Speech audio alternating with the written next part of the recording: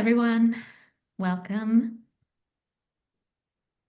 Thank you all so much for joining us. I hope that you have been able to step outside and enjoy this 60-degree weather that we're having right now.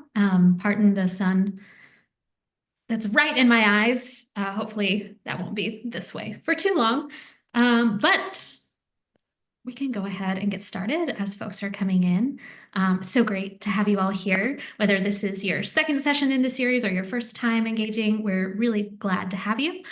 This series is called Creating Inclusive Spaces, Supporting LGBTQ plus individuals in the arts, education, community, and classroom. As I shared, this is our second workshop of this three-part series. The title of this specific workshop is Practicing LGBTQ plus Allyship in Arts Education, Supporting Educators, Administrators, and Families. My name is Kinsey Keck. I use she, her pronouns. I am a white woman with brown shoulder-length hair and some large round wire-framed glasses, and I'm wearing a very light gray colored sweater, and my background is blurred. And I'm also the programs director here at the Roundtable. For those who don't know, the Roundtable is a grassroots service organization that works to improve and advance the state of arts education through professional development, workshops, advocacy, and online resources and platforms to connect the arts education field. Although we're currently meeting online via Zoom, the Roundtable would like to acknowledge that we do work and live on unceded lands. Mannahatta, or the place also known as New York City, exists on the contemporary and ancestral homelands of the Canarsie, Munsee, Lenape, and Wappinger people. These sovereign nations and communities are still thriving here, and we continue to occupy their lands. So we would like to give a moment of respect to them, as well as to the Black and Brown and immigrant communities, which have helped build the city that we know today. As we recognize all of our pasts, presents, and futures are intertwined, I'm just gonna, again, uplift a handful of contemporary Indigenous arts organizations that we can all support and learn from. If you haven't before, check out those links, save them, check out the organization, support them with donations if you can. And I also invite you to share in the chat any other arts organizations that you would like to uplift at the moment with the folks on the call as well. All righty, thank you. Just a few reminders. If you're having trouble with Zoom, you can send me, Kinsey, a private message. My colleague Kim is also here. You can reach out to her as well. We're here to help. Please do keep your mic on mute unless you're the person speaking so that we can hear each other clearly. We encourage you to use the chat to connect with other folks on the call and to ask questions. We're going to try to answer as we go and get as many questions answered as we can. This call does include closed captioning. So to activate captions, you can find the captions button on your toolbar or under the More section of your toolbar, click Show Captions, and they will start generating for you. This session is being recorded and will be made available to registrants after the closing of the series, maybe earlier. I was able to get the other one out earlier, but no earlier than next week. I'll send that to everyone as soon as it's ready, though, along with any other resources from the call. And I would also like to share in the chat some community agreements that we've set in place for this series. Let me drop them in now. And I'm going to read them aloud as well.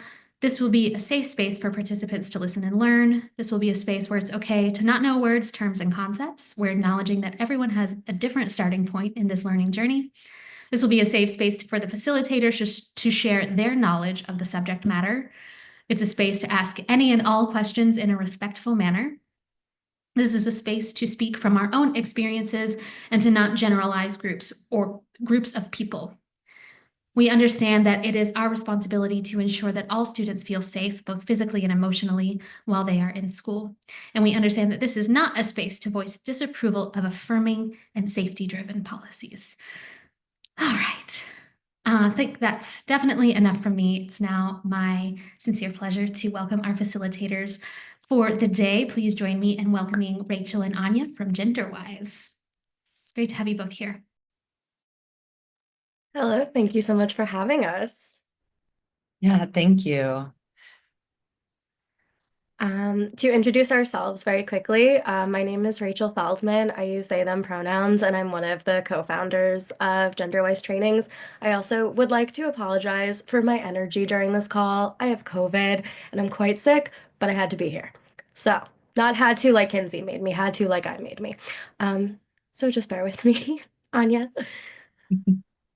I'm Anya. My pronouns are they, them. I'm also one of the co-founders of GenderWise and a teaching artist in the New York City school system, just like Rachel. So we're going to start by just asking a very quick check-in from all of you. And I'm going to put this in the chat, but we want to get to know a little bit about who you are so that we can, learn together. If we can just get everyone to share their name, pronouns, job title, and what are you hoping to get out of this session? Just a quick, even a couple words or a sentence. If you can just pop that in the chat, we'll just take a couple minutes to sort of check in and see who's in the room. Yeah, okay, saying opportunities to make my classroom welcoming and safe, additional resources and information, best practices. Oh, y'all, yes, okay, it's all coming in.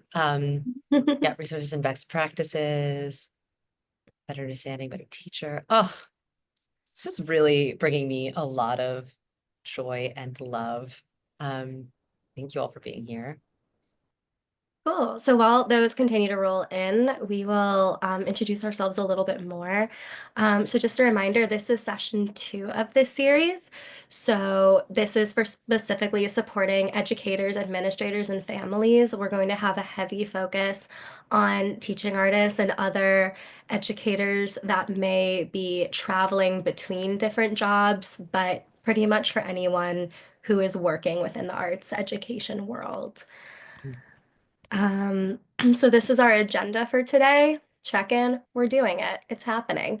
We're going to tell you a little bit more about GenderWise. We're going to do some group brainstorms, share some of mine and Anya's experiences, do a temperature check of where we're at, go over some of the laws that we are currently dealing with, specifically in New York State and City. We are going to do an overview of potential organization policies and best practices, communication techniques and advocacy.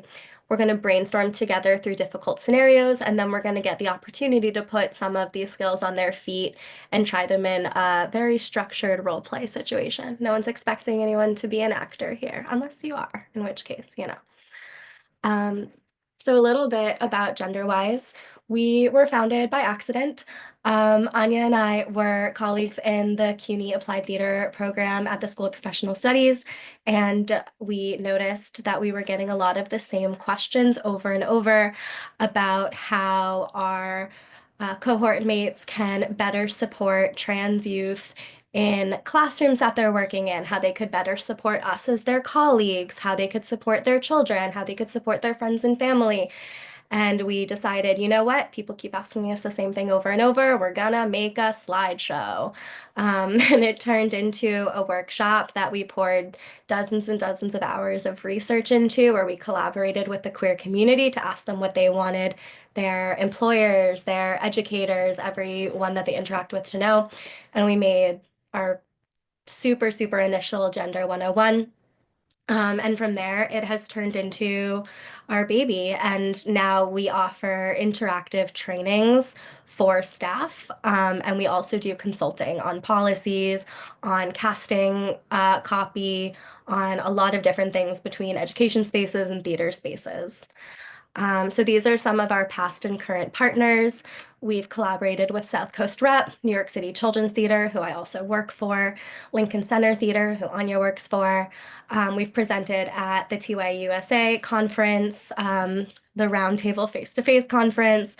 We've also worked or are about to work with the NYU School of Social Work, the New Vic Theater, CUNY School of Professional Studies, Dancing Classrooms, New Country Day Camp, and several others. So we've really got ourselves into quite the theater space, and I like it that way. All right, Anya, kicking it over to you. Absolutely. So first, I do want to say that the first session in this series, I believe, and actually, Kinsey, you can correct me. I don't know if it's still available, but that is a potential resource for supporting students as well. We will be looking at some policies that support students and staff, but this workshop is a little more focused on staff. So we are going to do 2 whiteboards together. And this first whiteboard is intended as a brainstorm for what do you think, to answer this question, what do you think are the unique challenges for queer and trans educators and staff? We're thinking about education spaces. And to follow up, when we're thinking about supporting educators and staff, we are supporting students, right? Because we're supporting people that they might see as people they can look up to, people, and we're by supporting these people, we're supporting, we're telling students that they deserve to be in the space as well. So anyone can add. Whiteboard has changed a little bit on Zoom, so let us know if you need some instructions on how to add. But we just like some, some answers to this question. You can also put them in the chat if you're like, oh, that's easier for me for whatever reason. Great, read this out. And we're going to continue reading them out. Misinformation, bigotry can cause unsafe spaces for both educators and students. Q. Asking fellow staff and students to use your correct pronouns as a trans teacher. For sure.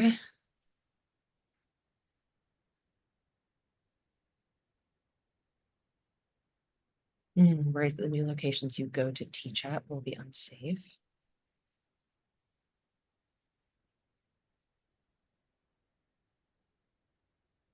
Like we have a couple that are layered.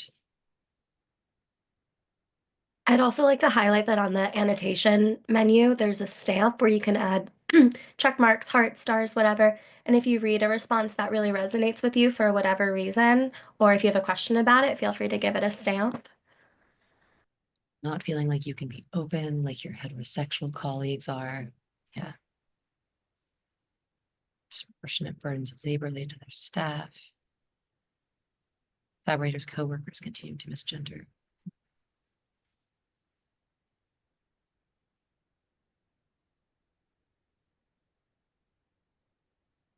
Getting support from other staff members when they're alone. Trans educators are afraid they're no longer going to be able to teach at schools. Oof, a trans colleague was told they weren't child appropriate when they shared their pronouns. Yeah. So I think we are aware of these challenges, right? And our focus today is going to be looking at ways to address these challenges and to support people who are facing these things in schools and educational spaces. All right, in the interest of time, Rachel, I think I might move us to our second brainstorm. Absolutely. How I'm do you gonna go? download this one so that we can share it later. Okay, that one's gone. And new one's coming up. And Okay. it's there we go. Okay. Great. Okay, so our second whiteboard brainstorm is looking at it from a slightly different perspective. So dealing with some of the same actual issues maybe that we identified in the first one, but it's in the chat, it's going to go on whiteboard. But what do you think are the unique challenges for administrators and families who work with and support queer and trans staff? So thinking about it from the other side, like what are the challenges from the perspective of this might be some of you, administrators and families who work with and support queer and trans staff. Oh yeah, I can totally clarify and give an example. I'll give an example first. So for instance, an administrator who is working with a trans or non-binary teaching artist might have a school or teacher come back and say, we don't want this teaching artist because of their pronouns, or we don't use pronouns. We don't, we don't support the use of they, them pronouns, something like that. That makes sense. Great, and I see these coming too. Making sure support is authentic and not performative. Wow. For administrators, fear of losing funding. Thank you. Advocating for groups of people who their family, friends, or staff refuse to support. the understanding federal, local government laws or policies that can protect trans staff, youth. Allies can also be attacked verbally or otherwise. It's a risk not everyone is ready or able to take. Thank you. Rachel, you're doing incredible work on this whiteboard. Thank you. No, thank all of you. Yeah, working with school contacts or on the same page, offering support to the school. Maybe the secure being othered when they show support or solidarity. Admin navigating families who do not feel comfortable with trans or queer staff. Who are they accountable to? The balance between wanting to give folks work and also keep them safe. A lot of referee work. Yeah. Saying a lot of things about funding. Against regulations, yeah, that ban the use of queer and trans terminology, yeah. Ensuring funding for the work continues to exist, but navigating current crackdown. That's right. Yeah, we are in a changing time. Not having control over parents, teachers, families, etc. Great. Okay, in the interest of time. Oh, the DSM-5 is also not helping. The opposite of community support, which can manifest as anything from outrage to isolation. Yeah. Okay. Rachel, in the interest of time, I think maybe we pause there. Yeah, Got it. cool. Okay. Thank you for all of these. So we wanted to start with this just to get to sort of place this workshop in these two things, right? That there are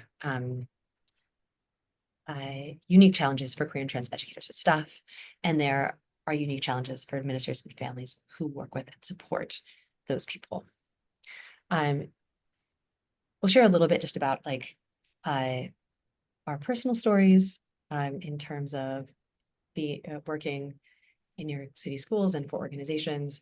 I think that for Rachel, both of us, we have had to navigate these spaces. And I know for myself, the choice about whether or not to be open about my pronouns and my identity has largely been left to me by organizations. And I've often just made that decision for myself, which can feel lonely. Rachel, I don't know if there's anything you want to share. Yeah, I mean, one of the reasons that this particular session has been particularly difficult to curate is because there's a lot of imperfect solutions. So, I mean, for me, working in and around New York City public schools, charter schools, private schools with different organizations, I've worked really closely with a lot of my employers, specifically at New York City Children's Theater, who I will continue to call out for being the most supportive employers I've ever had, for trying to find solutions to being a trans educator who's bopping around from school to school and knowing that anything could happen when I get to my next residency. So there's a lot of frustrations around, maybe the schools are told ahead of time, hey, this teacher's coming and these are their pronouns, but the schools don't send that information around to their teachers, or the teachers don't prepare the students. So the person in the office might be ready and willing to greet you with the correct pronouns and call you mix and all those things, but then as soon as you get to the classroom, it's an entirely different story. So it's really it's kind of like a group idea share more than us having the answers, because we're still trying to find a lot of them. Yeah. So first off, I want to say, I think based on those brainstorms, we all understand why this work is important, right? So many reasons on both sides. And I want to acknowledge that we are also living in a very changeable time. So we are, I think we are all probably trying to do our best. And also it is scary and it's okay to acknowledge that. And it is changing. It's okay to acknowledge that. But one of the things that we wanted to highlight in the session is like, I'm sure that many of you have supported someone in a hard time or offered advice on a tricky work situation to a friend or a colleague. Um, you know, I'm sure many of you have helped someone advocate for themselves. So you're probably already doing some of this work. And now we're just going to frame it as like, okay, well, how can we do this well? And what are those tools? So we're going to look at laws, offer some best practices and policies. And then, as Rachel said, we're going to do a little bit of a role play practice. Okay, so let's look at some laws that can be used to especially like reference when you need the support of legal structures. Okay. Okay. So thank you for bringing this caveat in, Rachel. We're not legal experts. The legal resources provided by PFLAG will answer a lot of other bigger questions. But some things to highlight when you're thinking about like, oh, what can I reference? What can I use to give myself a backing for advocating for people? So it's not just about a personal stance or a personal opinion. There are legal protections. So we have Prop 1, which was passed just last year. We're probably all aware of it, but we wanted to highlight that it's essentially a promise for equal protection of the laws in New York, and the protected categories include sexual orientation, gender identity, and gender expression. So in New York State, no person shall be denied the equal protection of the laws of the state based on those things: sexual orientation, gender identity, gender expression. All right. Next slide, please. Okay. We also have the New York State Dignity for All Students Act.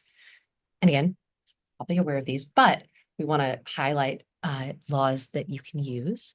And again, we have these protected categories. So again, sexual orientation, gender, or sex are protected categories, and no one can, it's illegal to discriminate based on those categories. Question at the bottom. Here's what sort of conversation or situation would this be useful in? And when could you reference it to help advocate? I'm going to combine Prop 1 and the New York State Dignity for All Students Act because they're similar. But what sort of conversation or situation might that be useful in? And when could you reference it? Put this in the chat too. Anyone has any thoughts? Or even why might laws be useful when you're advocating? And if nobody has any thoughts now, this might be something that we come back to as we do the role play. Yeah, absolutely. We can refer to these laws when a teacher or colleague doesn't want to use someone's pronouns. You are legally required to.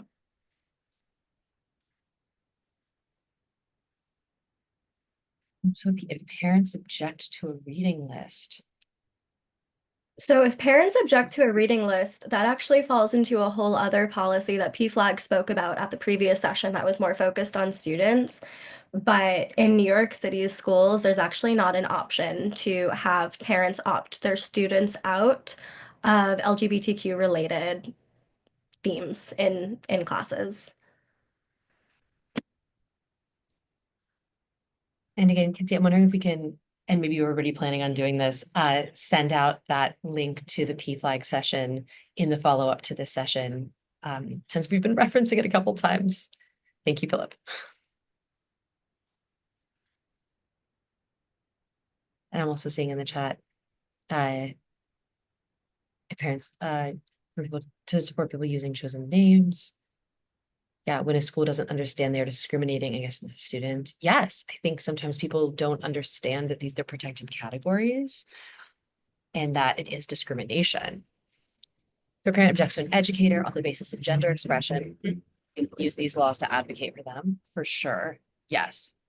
It takes it out of the realm of personal opinion and puts it in a cooler, differently meaningful context. Yes. I suppose would be useful when advocating for a youth who's being harmed or bullied and upper management of school isn't doing anything about it. Yeah. I find myself referencing New York State Dignity for All Students Act as a law that offers protections when people raise fears about the executive orders that are not laws. Excellent, thank you. Yeah. Covering for students to know that there's a law that's on their side. Yes. When a school board may try to unfairly fire administrators or staff for supporting a queer, trans, BIPOC plus students' self-expression, specifically related to exploring identity in schoolwork. Thank you. Yes. Keep all these thoughts. And yeah, I think especially that idea of there is something protecting or put in place to protect people based on these categories and other categories. Love all the categories in these laws. And I find it comforting that it was voted into law, especially Prop 1 was voted into law. I love that. Okay. Let's look at one more. We only have 2 law slides. Oh, great. Now we're moving on. Okay. So this is a short list of policy suggestions that the organizations that y'all work for could adopt. So one option is hiring a training like GenderWise for your staff at every level. So whether that be for the administrators, the creative team, the educational staff, your teaching artists, creating a space where trans and gender diverse staff don't have to constantly be explaining themselves at work, at least within the organization, when not possible on a larger scale, like going to outside schools. So one of our basic trainings starts with basically Gender 101, Introduction to Transness, what do all these terms mean? And then from there, it goes into advocacy discussions and how to be an active ally. So trainings added to your organization is a great way to get everyone on the same page at the same time. Normalize pronoun sharing. I know that seems very simple, but or like if you normalize it at every level, whether it's someone above you or below you, whether it's in person or an email, make it standard so that people who use pronouns that might not be someone's first guess don't have to constantly be outing themselves alone. If your organization sends one sheets to schools saying, hey, these are the teachers we're sending you, a policy that we started at NYCCT is we send out headshot bio and also our pronouns so that the schools can see that right away. And then also having a written policy for the organization goes a really long way in protecting your staff because if a complaint arises, it is right there. They can clearly see on the website, on the contract, wherever it needs to be. This is how we stand by our trans and gender diverse staff. We'll take a minute if anyone wants to either turn on their mic or go to the chat and offer any other potential policies that you could implement. It's also a great time if you have questions about how to implement these organizational policies or what that they might look like in organizations that might not be like theaters that hire teaching artists. So any questions or even suggestions that maybe you've seen in other spaces? Absolutely. Yeah. DEI trainings should include intersectionality and should be led by people who are intersectional, which should absolutely be in every organization and often isn't. Correct. Right. So just more best practice suggestions, and the chat is still completely open when it comes to policies and anything. But while these may not be written policies, just things to keep in mind, especially if you are an employer. So again, normalize introducing pronouns whenever possible. Ask your trans and queer staff about how they would like to be supported, what they need to feel safe, whether they're just in the regular workspace or traveling other places. And advocate for your trans and queer staff to schools and educational bodies. Manage expectations. If you are working with educators or other traveling staff or even non-traveling staff who work with students, manage expectations about what risks might be. Um, sometimes when you work with 5-year-olds, you're going to get misgendered, and that's just the name of the game. And at a certain point, you just have to accept that that's the reality. Are you okay with that? And then along those same lines, ask your staff what they need in terms of what are their hard no's, what are they not willing to accept, and then do what you can to avoid putting them in those situations. If you're working with a staff member who will be really, really upset if all of the kids are calling them Mr., then it might be your job as their employer to avoid putting them with younger students who may not understand. Recognize that this can be a very mentally and emotionally exhausting time for all LGBTQ plus people, especially gender diverse people. Check in if you have the capacity to do so. And this is obviously not an exhaustive list. Are there any other ideas that anyone would want to add to this list? Rachel, I just thought of a question. What would it look like to ask your trans and queer staff about how they would like to be supported? Maybe we can do a Ooh, little role play ourselves. for sure. Do you want me to be your boss? Yeah. Anya, welcome to the team. Welcome to the roster. We have you going to this school on Mondays. You're going to be working with a second grade class. They're really great. The teacher has said lovely things about them. Here's a roster so you can see their reading levels. Is there anything that you need to feel supported before you go into this school? Um, yeah, I think I'm just wondering like whether you've checked in with the school about how they feel about having a trans educator, if there's any, if like that's something they've dealt with before, like what can I expect from the teacher? That's a really good question. I haven't even thought to ask about that. I can call the school. Would you like to be part of that conversation, or would you like me to have it on your behalf? I would love it if you could have it on my behalf. Absolutely, can do. Addition from experience. When a 6-year-old explains to a classmate or adult that you are non-binary, sit back, pay attention, and say thank you. Absolutely. I mean, we teaching is a great way to learn.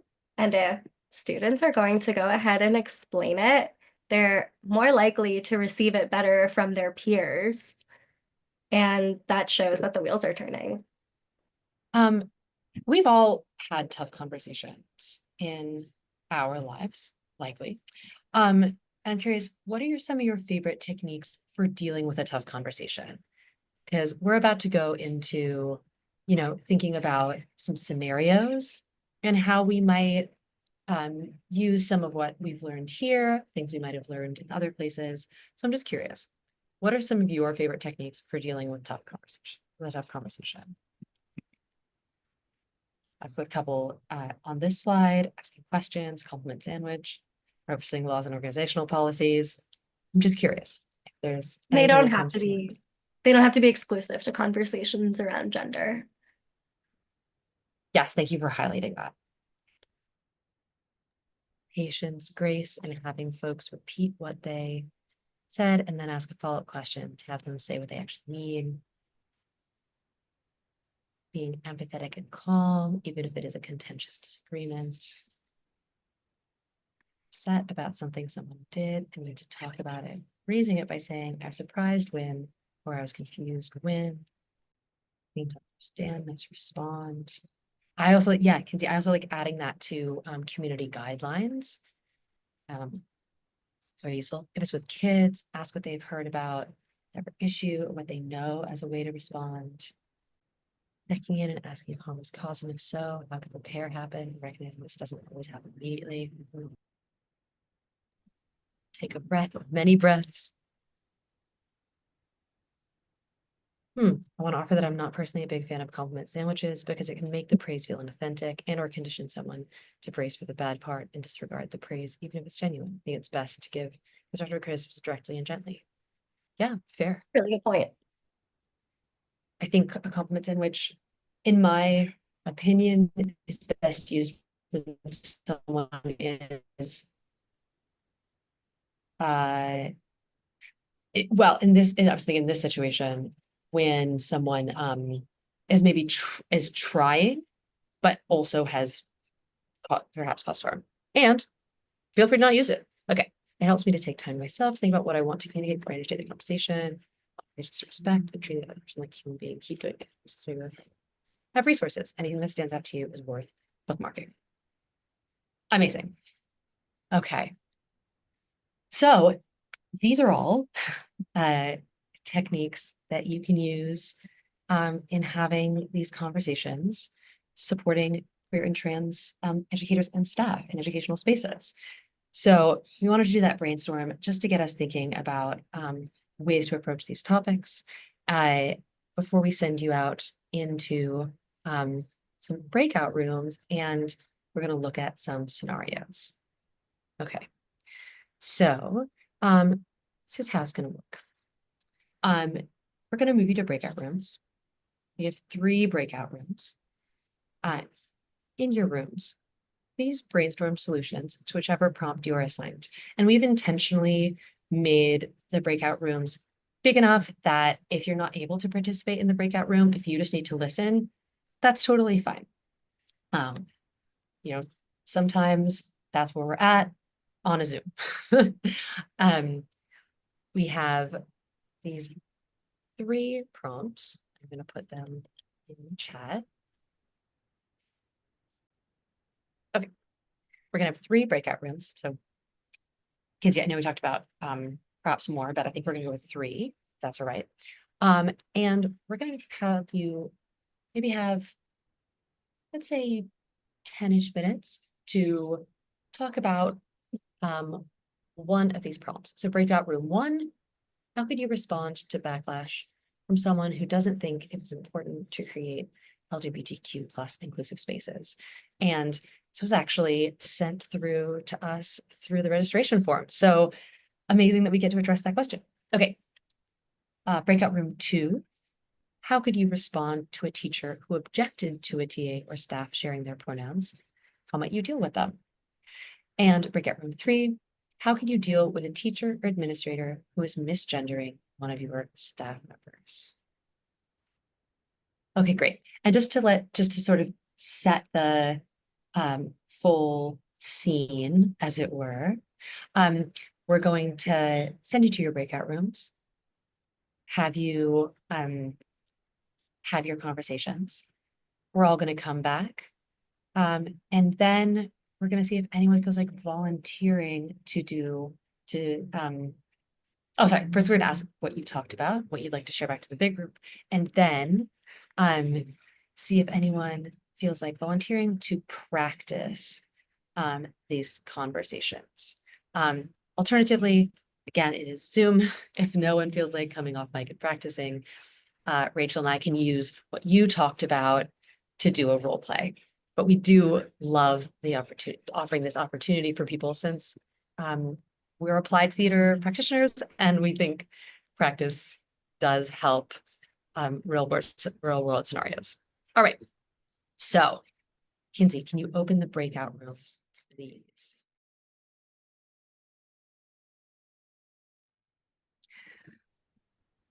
Hi, y'all. So having visited rooms 1 and 2, there was a desire for some more time. Just want to check in. How does another 5 minutes sound? Does that sound enough? We're trying to just be responsive about like what those conversations are like. I feel like we might just be able to bring it to the share out here if that's all right. But I'm open to what other folks have to say.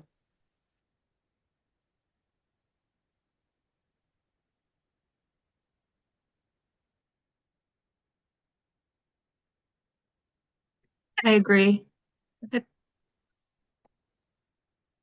So shall we take it group by group?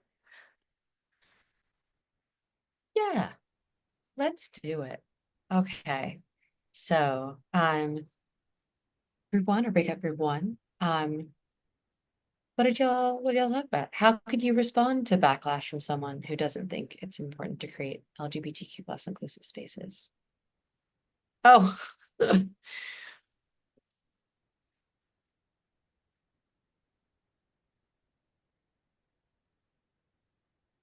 I'm happy to go because I was taking notes.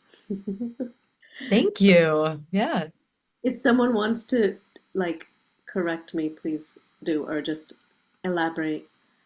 But we talked about a scenario in which an artist did not want to um, offer an option. They wanted to offer options to boys and to girls specific to children's genders, and not offer any other kinds of options. So and I'm sorry I didn't get everyone's name who was talking, but some different offerings were like offering different kinds of choices, like red versus green or jumping versus climbing groups instead of boys versus girls.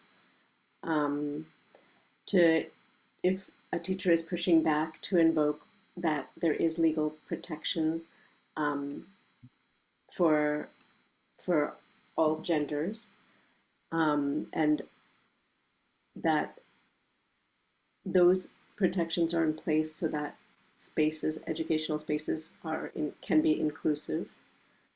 Um, and then there is a very beautiful um,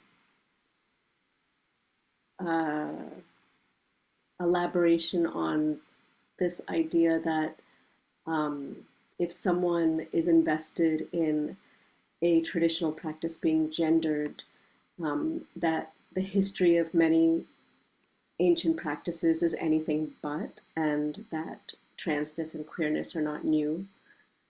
Um, does anyone else from my group want to go? I think I've spoken enough.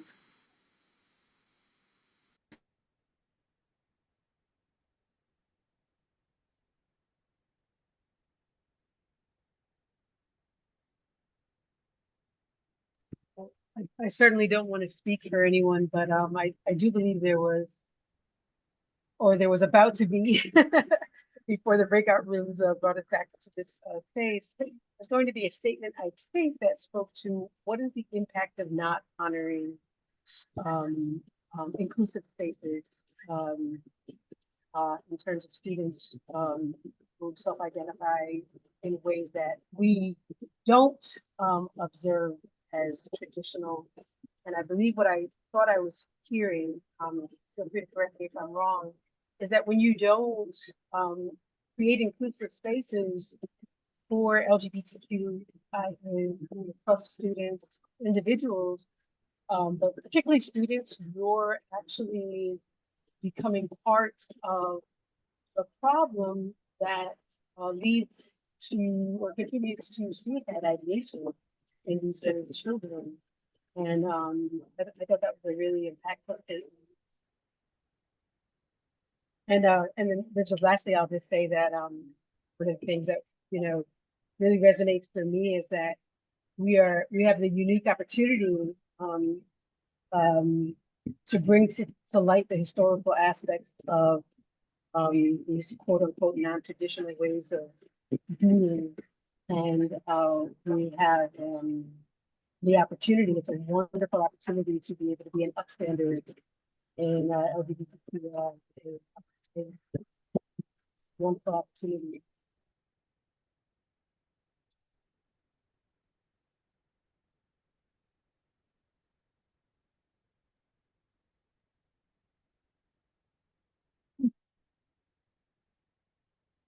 Thank you.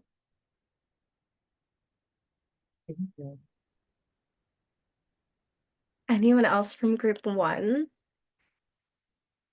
Anyone else?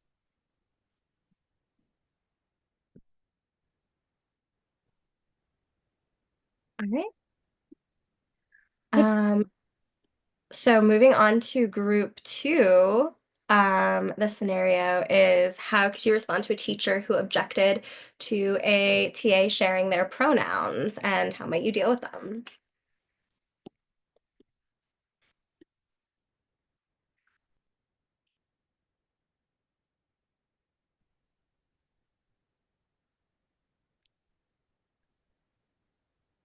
I think people in our group talked about um, taking either going to a supervisor to help streamline the conversation, or we weren't quite sure about, was this happening in real time? Like, what was the situation when this is happening? But like, if it were something that were happening in real time, um, going back to what the mission of the school is, and being an ally uh, with grace and kindness and love, calling that person in and reminding them what maybe the mission of the organization is, and this is, you know, not how we treat each other in an inclusive environment.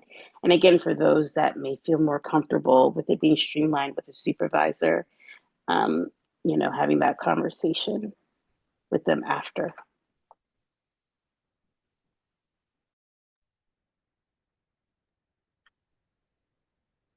Yeah, and I was a little confused if it was meant as um, teachers to teachers or administrators, or if it was even a student. We didn't really talk about that if it was a student, and I didn't think that's what the question meant, but I thought it might have included a student's objection. Oh, we wrote it as a classroom teacher objecting to like a visiting teaching artist introducing themselves with their pronouns. But the thing with these prompts is you all work different positions. You all have different job titles, different responsibilities. Um, so these questions are kind of however you interpreted them. Oh, no, now I see that. For some reason, I didn't see that I'm sorry. It's my That's all bad. right. No, that's all fine. And I think if it's a student, some of the things that have already been offered are beautiful ways of answering that, right? Like calling back to the mission of the school, or even the culture of the classroom. You know, I really appreciated that as an offer because, it's not that there is just laws or just potentially like, you know, theater organizations policies, but there's often other things that are in place, like cultures of schools or classroom environments that, like, well, if we're a kind class, you know one of the ways we can show kindness is by using people's pronouns. Would anyone else from group 2 like to add anything? And I am trying to take some notes as people are speaking, just for when we do move into that role play, but I'm sorry if I don't catch anything. I could add something. I think I would probably ask what harm it causes first to share a pronoun so that we could focus in more explicit language about, like, I would want to know, like, can you talk more about why you think this is inappropriate, and sort of put it on them to elaborate more, and like anchoring it and like does it cause harm? If it does, then it's on you to describe how that causes harm, and if it doesn't, then I'm just sharing something that's an extension of my name and a personal introduction.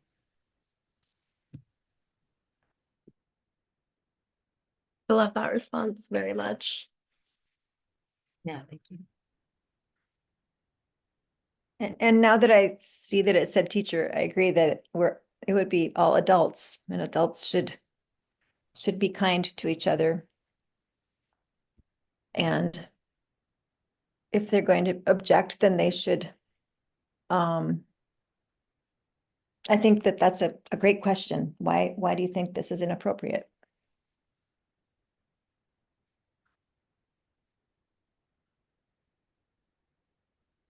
And if this is that makes a lot of sense.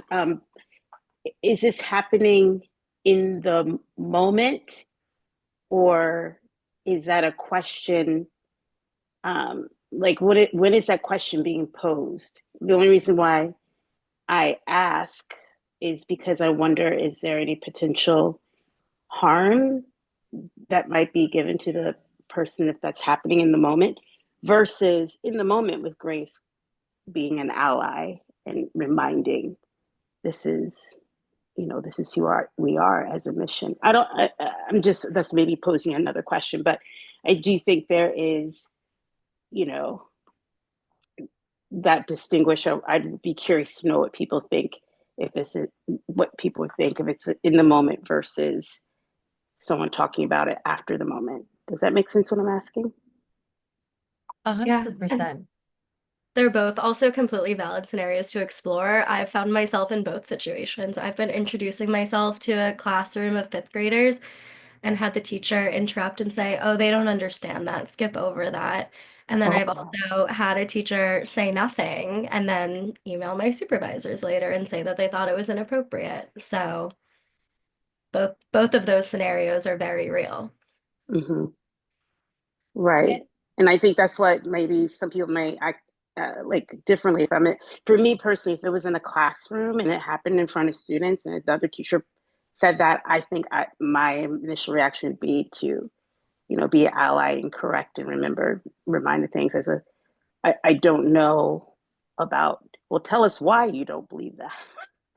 I'd be very concerned about the answer in that moment, depending on the person. I don't know.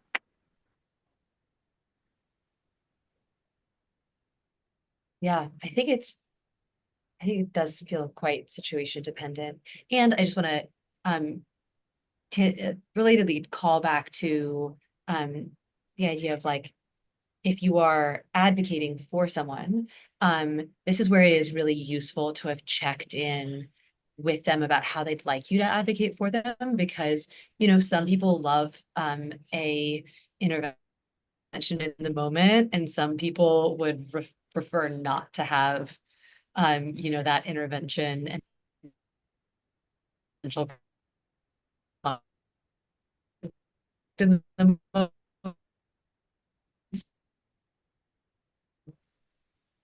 Yeah, that's also, I want to draw her. I think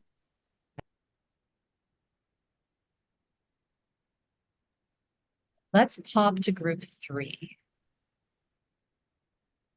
Sure. And if anyone from group 3 wants to chime in with anything that we spoke about, please feel free. But we talked about a lot of different strategies that you can use if a coworker is being misgendered by another coworker. But like all of these scenarios, it kind of depends on a lot of things, especially your working relationship with both the person being misgendered and the person who is misgendering them.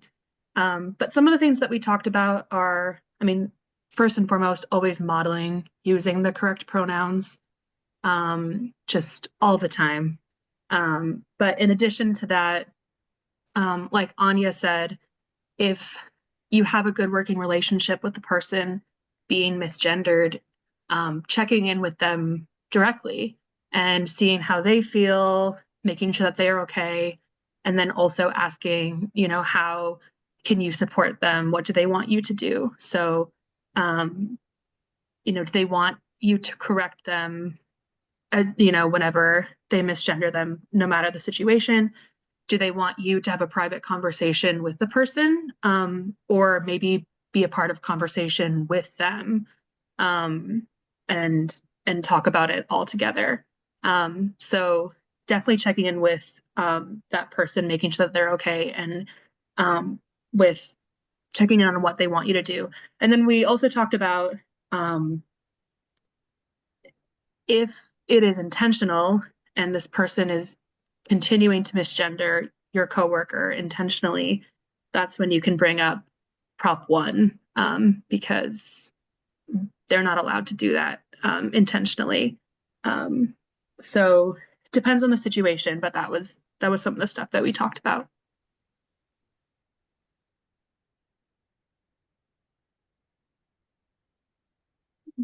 Thank you. you. And I was going to say, yeah, knowing But the I- law, even if you're not like a legal expert, they're a great thing to have in your back pocket to make someone get real quiet real quick.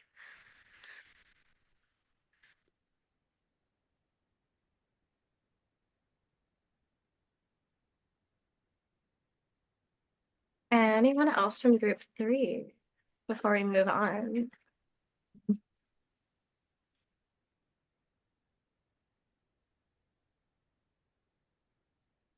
Okay.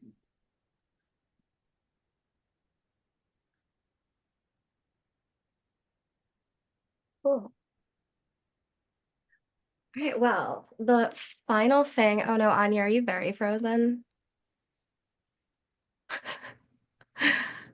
A tableau of the artist formerly known as Anya. I think I'm back. I had a moment. Okay, great. Cool. Great. So the final thing that we want to do with y'all is have an opportunity to potentially put some of these difficult scenarios into practice. So normally when we teach a GenderWise workshop, there's a much more structured role play that's built around a scenario that your organization is particularly focused on. And there would be several different characters and more brainstorms and different scenes to have you plug yourselves into. But because of time and content, we are more going to do little mini role plays where we can try different conversations just to get some of these words in our mouths. So are there any particular scenarios that we've discussed that someone would like to play with? So pardon me as I plug in the laptop.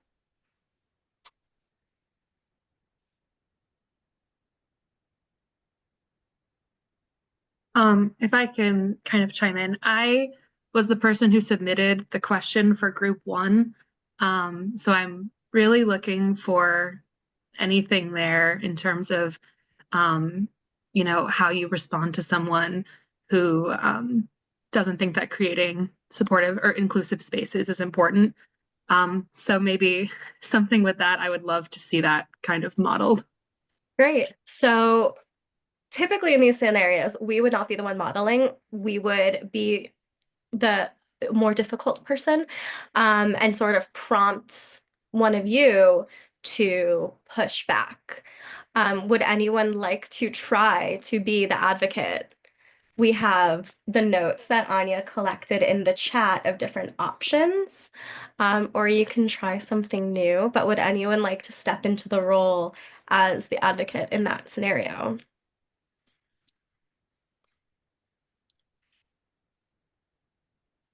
I know it's all fun and games until you have to talk on Zoom.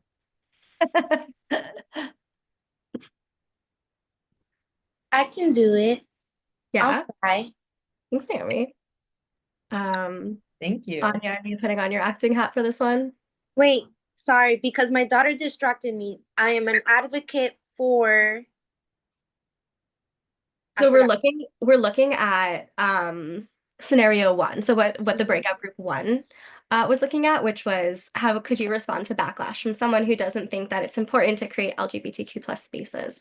So if you scroll up in the chat, there's the notes that the people from group 1 suggested. So you can use those, you can just use your own ideas.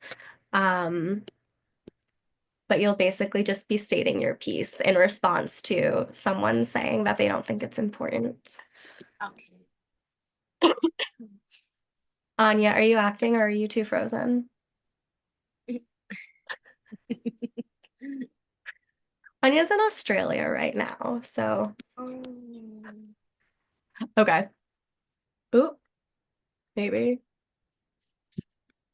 Okay, I'm gonna act. Okay, great. So,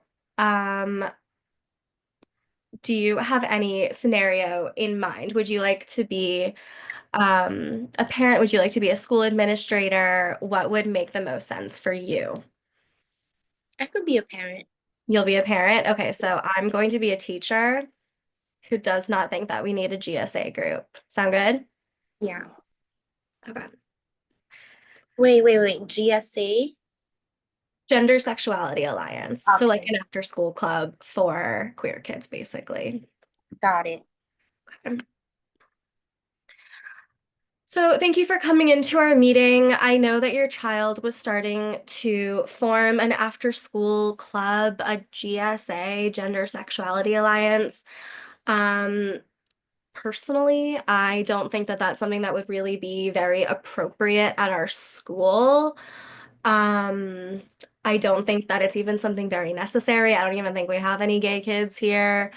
But if your kid wants to start a collage club, we can help with that. Sound good? Hold on my child just found my mascara. Sorry, guys. Okay. Zulu, what are you doing? Okay, so hold on. Mommy's in a meeting. Sorry. Can you give me a second really quickly? Totally. No worries. I'm gonna start planning the collage club.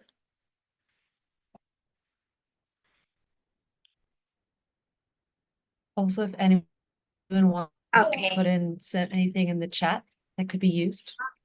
Okay, so this actually happened to me once, but so my daughter, she's 4.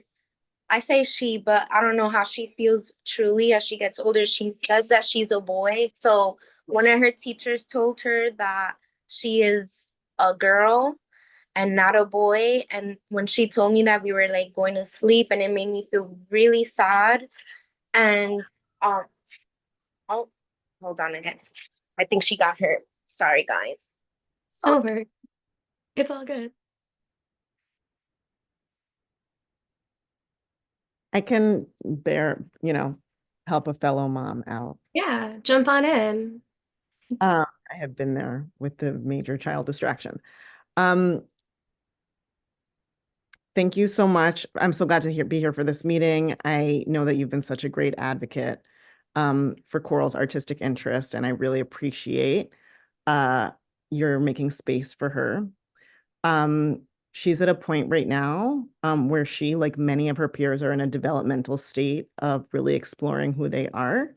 And I really want to make, as a parent and as a community member, I want to make as wide a space as possible for my kid and her peers to be able to explore that. And my understanding is that a school and peer environment is a really essential place for that exploration. And so I'd like to see if you're willing to partner with me, and if you're not, perhaps there's other teachers at the school that would be able to have that conversation and make space for my kiddo. Okay.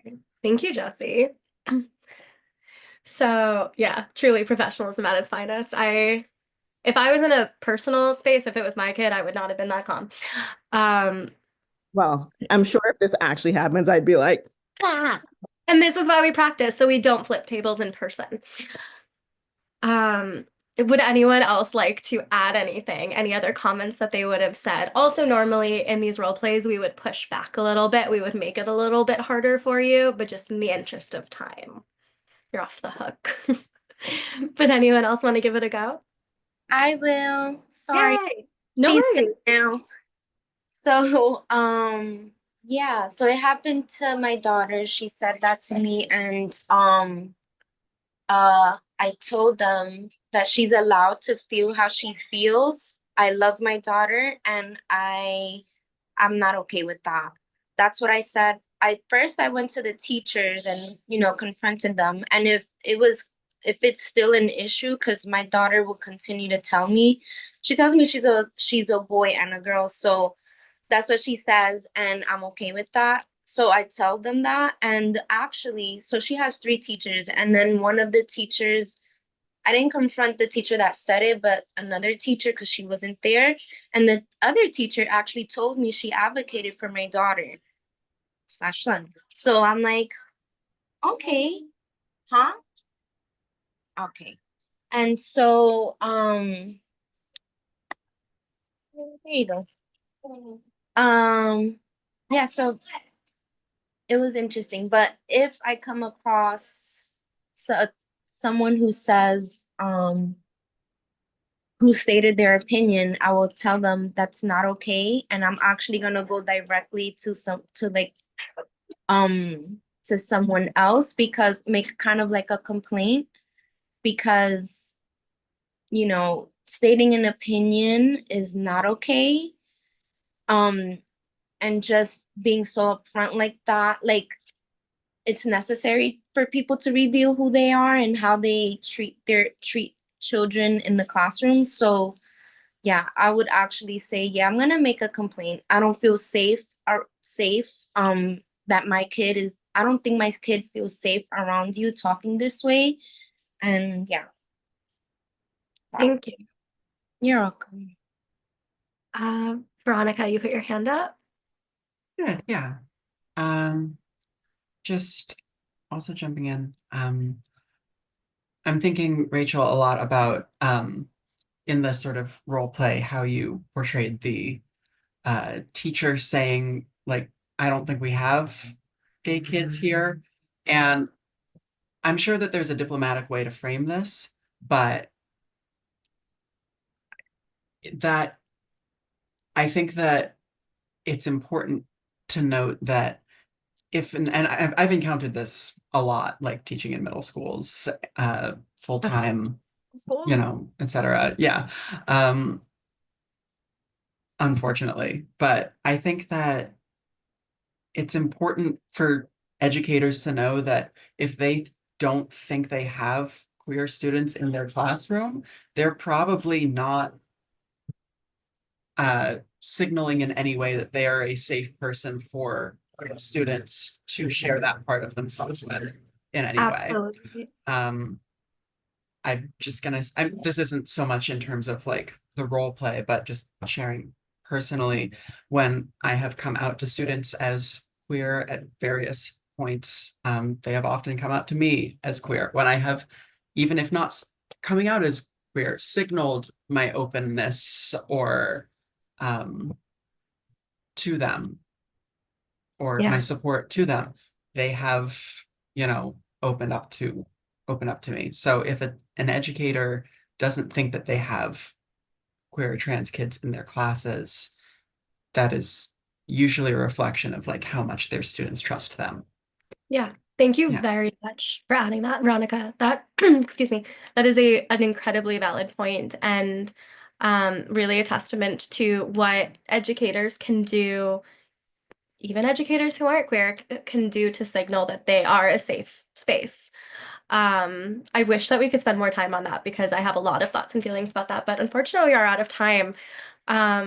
So we really want to thank everyone for coming, for participating. You all brought amazing, amazing thoughts to this session. I'm going to pass it over to Kinsey for our final goodbyes, and I'm going to drop our email, website, and Instagram in the chat. But thank you all so much. Yeah, thank you so much, Rachel and Anya, both of you with such extreme circumstances, Anya in Australia, Rachel having COVID. I just thank you both so much for putting this together for us and facilitating this workshop this afternoon. It's been wonderful and super, super helpful. Folks, we have one more workshop in this series. So if you haven't registered for that third workshop, I put the link in the chat. You can go ahead and register for that, so you'll get the reminder email, but it is taking place on Friday, March 28th, same time, 4 p.m. Eastern. And that next session is working with pushback, tools and tactics for difficult conversations. So if you really wanted more of this last bit that we've been doing these past 10 minutes, you'll have the opportunity to do that at our next session, which will be facilitated again with GenderWise and folks from PFLAG as well.